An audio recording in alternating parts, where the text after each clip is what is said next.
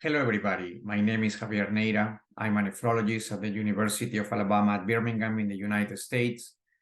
Today, I want to emphasize the concept of acute kidney disease. First, we need to recognize that patients in the hospital are at high risk of developing acute kidney injury. Approximately 20% of patients in the hospital will develop this complication. Among these patients, 1 out in 4 will develop acute kidney disease. Acute kidney disease is the sustained deterioration in kidney function that lasts more than 7 days and can last up to 90 days. Importantly, some of the patients that develop acute kidney disease will develop chronic kidney disease in the subsequent 2 to 5 years. This is important to recognize because the identification of patients at high risk of acute kidney disease may assist interventions that can ameliorate the burden of kidney disease. At the same time, we can also intervene in complications related to kidney disease, such as cardiovascular disease. And we need to emphasize and remember that patients with kidney disease typically will die of cardiovascular complications. So this is very relevant.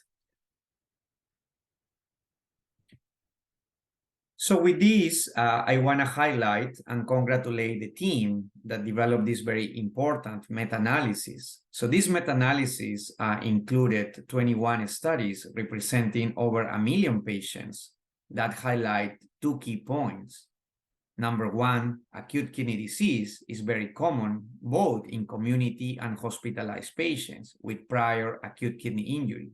And importantly, we identify that it can also occur, although to a lesser extent, in patients without prior acute kidney injury. The second important point of this study is that patients with acute kidney disease had higher risk of mortality, progression of chronic kidney disease, and new onset end-stage kidney disease.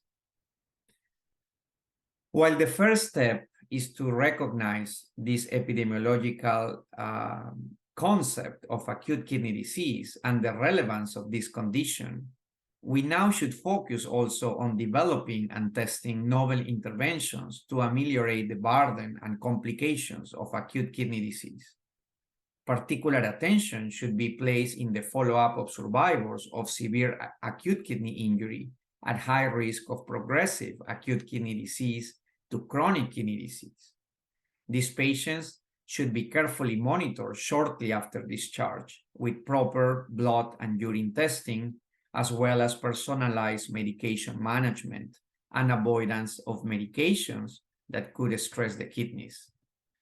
So I hope I convey the message of the relevance of acute kidney disease and the importance of this meta-analysis, how it can contribute to our epidemiological understanding of this condition. Thank you very much and keep enjoying the meeting.